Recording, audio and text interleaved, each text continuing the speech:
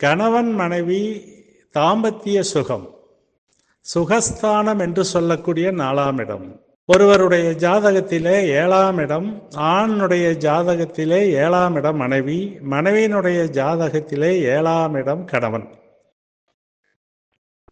இருவர் ஜாதகத்திலும் 10ஆம் இடம் என்பது 7ஆம் இடத்திற்கு 4ஆம் இடம்.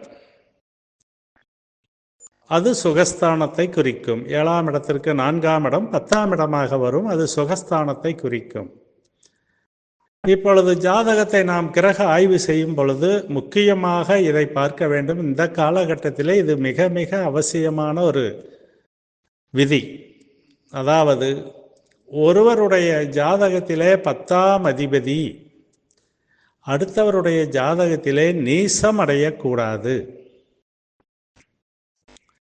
அதே போல இன்னொருவருடைய ஜாதகத்திலே 7ஆம் அதிபதி இவருடைய ஜாதகத்திலே நீசமடையக்கூடாது. ஒருவருடைய ஆணோ பெண்ணோ, ஆண் ஜாதகத்தில் அவ்வாறு 10ஆம் அதிபதி இன்னொருத்தருடைய ஜாதகத்திலே நீசமடைந்திருந்தால் அவர்களுக்குள் இல்லற சுகம் பாதிக்கப்படும். இதனாலேயே கருத்து வேறுபாடுகளும் திருமண முறிவுகளும் ஏற்படுவதற்கு வழிவகுக்கிறது. ஆகவே இந்த மாதிரி அமைப்புகளை நாம் திருமண பொருத்தம் பார்க்கும் பொழுது மிக மிக கவனமாக ஆராய வேண்டும். பொதுவான பலன்களை மட்டும் பார்ப்பதோடு இந்த பலன்களையும் சேர்த்து நாம் பார்க்கும் பொழுது அவர்களுக்குள் எவ்வளவு ஜாதகம் வலிமையான ஜாதகமாக இருந்தாலும் இந்த சுகஸ்தானம் என்பது கெடக்கூடாது.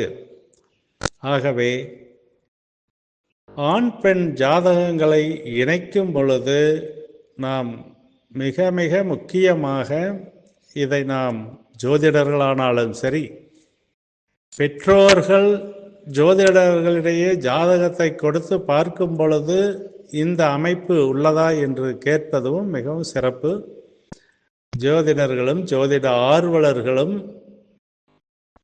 மற்றவர்களுக்கு வழிகாட்டும் போதும் சரி, அல்லது தங்களுடைய குடும்பத்திலே இந்த திருமண அமைப்பை ஏற்படுத்தினாலும் சரி,